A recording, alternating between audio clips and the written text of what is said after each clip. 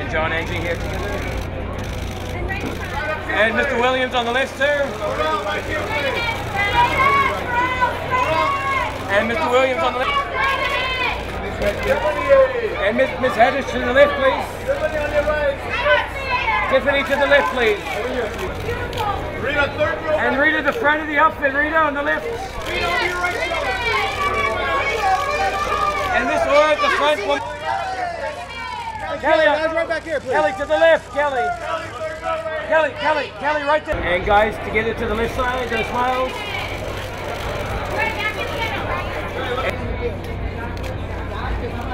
Over here to the end, please. Straight ahead, Wiz. Wiz on the left side, sir. Here. Derek, guys over here, please. And Derek, Gloria together. Derek, Gloria to the left.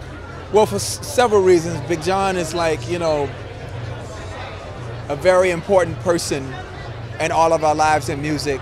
His support for us has just been unbelievable. And it's like, him doing this tonight just shows you like a guy that is like selfless. You know, this could be all about him, but it's really for a cause, but it's really all about him. And for him, it's for the cause. I know that sounds confusing, but I'm saying like, you gotta stand behind a guy like that because he stood behind us. Keep fighting the good fight and know that there's a lot of people in this world who wanna see cures for these conditions and these diseases, and know that God is the greatest. Cures are coming. Well, I love what City of Hope does, and I'm definitely all in support of anyone who is trying to help others.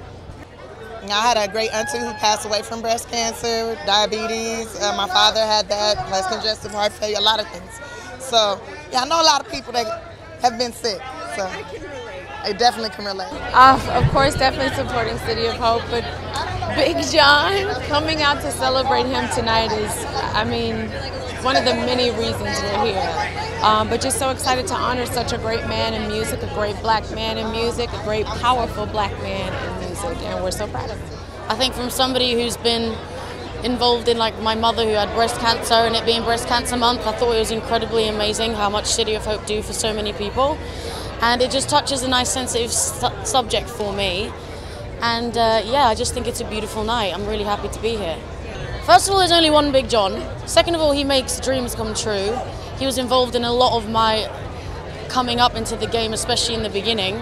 And I think everyone respects Big John, and you know, he should always get celebrated. He's a great man.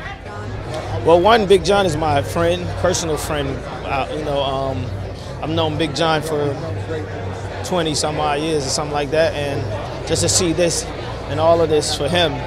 And then the collaboration of City of Hope and the importance and the things that City of Hope does for its patients and trying to find cures for these diseases that we hate.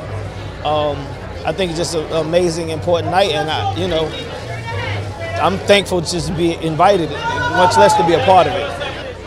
Because he's a powerful guy in the music industry, not just because of his position.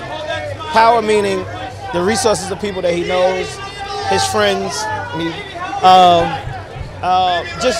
You know, we have to really take care of these type of people that have these relationships, and it's not built on money and it's not built on fate. It's built on actual friendship and people picking up the phone, talking to somebody, saying, "Yo, let's do this," and it's genuine. Can't think of anyone more deserving to be prized in front of their peers, in front of the world, than my brother, John Platt, the artist formerly known as Big John. Denver DJ with the Jerry curl goes, and he's the highest ranking black executive in any global company. He's the Obama of the music industry, this man. Yeah.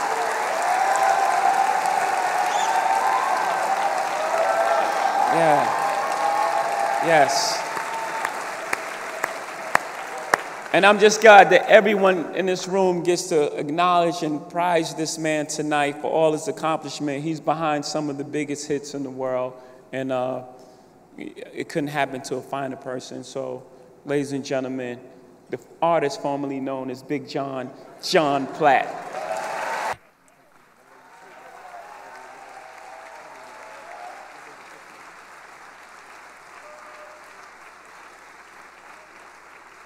I want to say to Jay, for more than 20 years, your genius and your friendship and your loyalty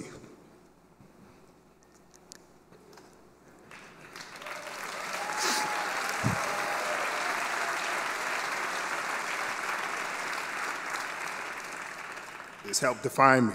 It's helped to define me in this industry. And from the bottom of my heart, I know for a fact that I wouldn't be on this stage tonight if you hadn't come into my life. I just want to say thank you for everything. And a huge thank you to the MFEI board and the entire team at City of Hope. And I'd also like to thank Trombone Shorty, Mary, Warren Campbell, Tiffany Haddish, and I'd be remiss if I didn't thank Jackie Petrie. You know, I've attended this Spirit of Life Gala many times before, and some people that I truly admire have received this award. But I've attended this event many times before, and when I got the call that I'd been chosen to receive it, I seriously thought about not accepting it because, among other reasons, I just, like Jay said, I really feel my place is behind the scenes. But then I called my wife, and I told her about it. And before I could share my doubts, she just cut me off and said, "Oh, you're doing that." But I still needed to be, my decision. And I gave some thought to it. And the more I thought about it, I began to think about how I could use this opportunity to share this spotlight with so many other people. And I'd be able to share it with the culture that has supported and nurtured me.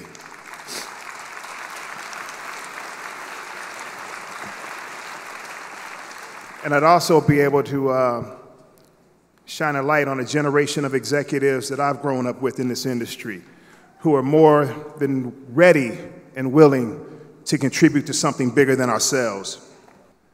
And over the last few months, I've had the privilege to meet with the people at City of Hope, the people that give City of Hope its name, beginning with the patients like Kamar McDowell, who you saw here earlier this evening. These are patients that are bravely carrying on and through huge challenges in life. And then there's the doctors and the researchers and the nurses, people like Dr. Rick Kittles. He was on the video. You know, Dr. Kittles, he's so focused on the health disparities that people of color face. And he's so determined on this, and I just know things are going to get better. And then Angie and I also spent time with Dr. Bart Rope. Dr. Rope and his team are passionately fighting to find a cure for type 1 diabetes. And that's an earth-shaking development that will help millions of people, including my own son, Jonathan, who is sitting right there. Big John now.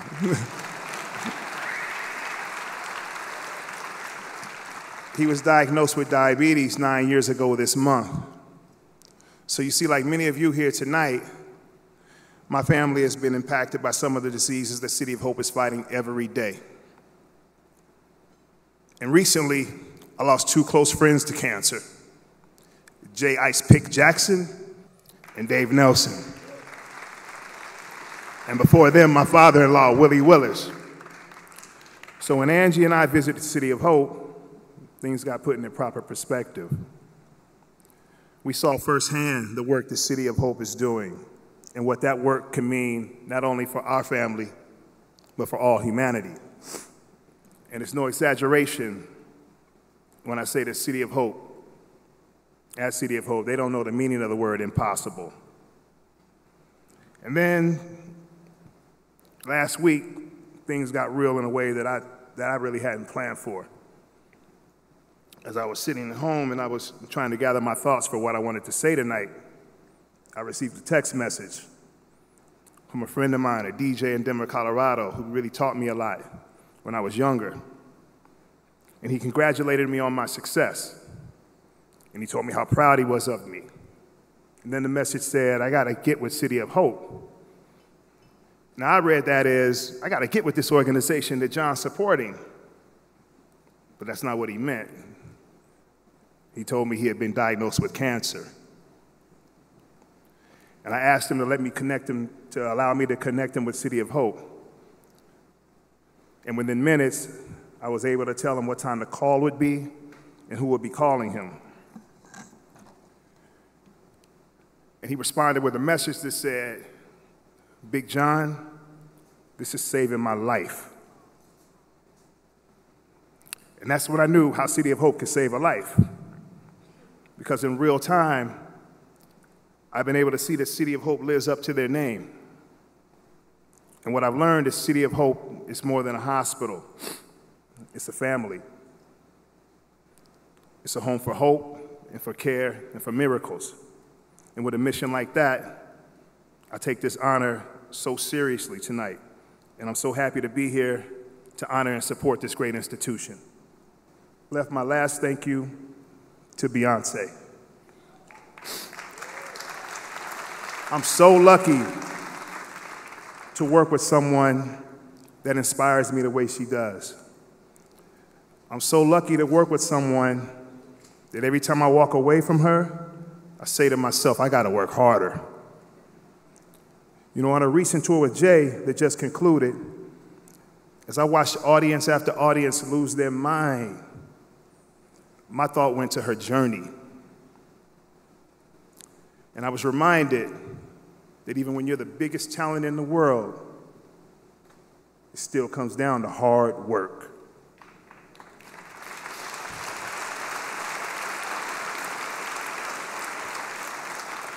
You see, she leads by example.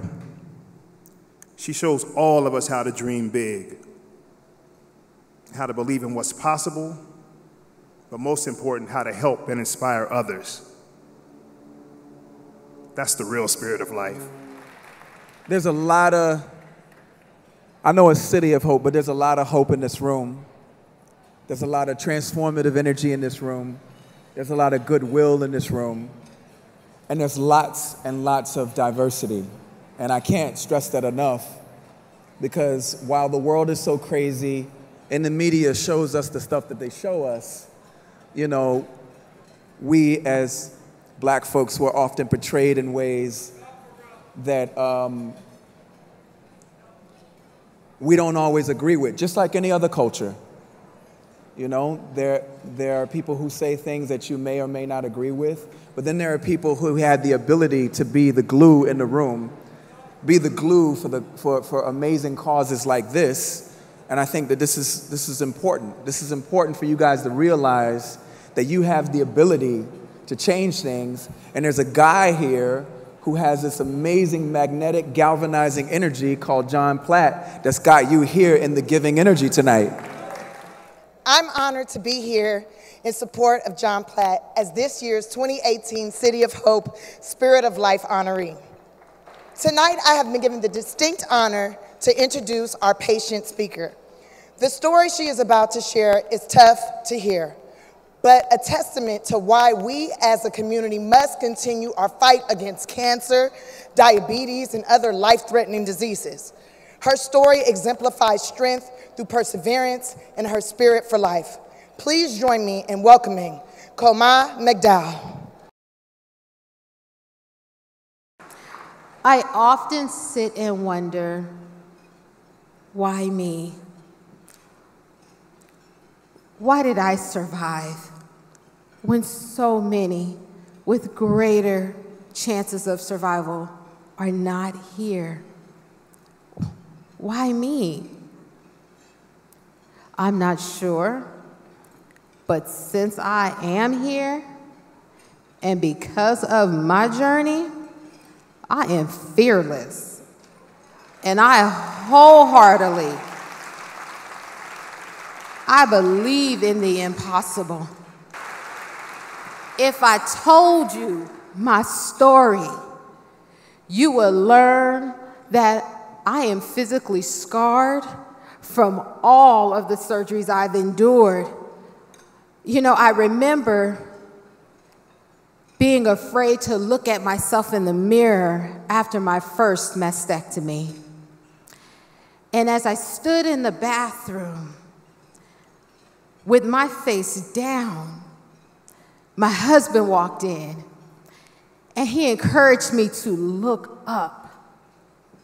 He told me that my scars were signs of survival and to not be ashamed of them. I face daily challenges with body image because of the visual and the mental scars post-treatment.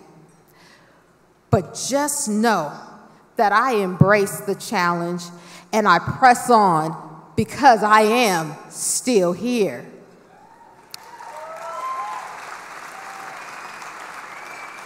But if I told you my story, you would learn that I am a mother. I was able to conceive and carry our son to full term.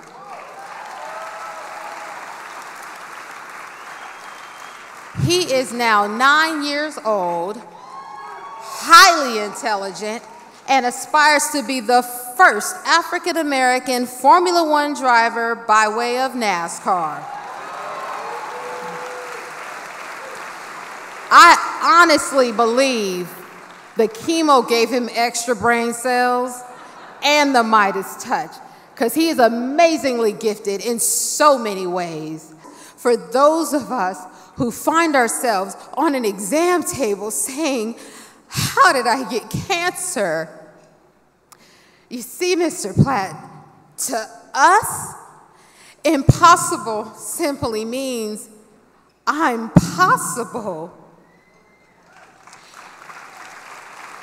So to you and to Mrs. Platt, I would like to say on behalf of all City of Hope patients, thank you from the bottom of my heart for your personal contributions and your contributions through the music industry. I wanna go. Yeah, yeah, yeah, yeah. There's a place for us. One day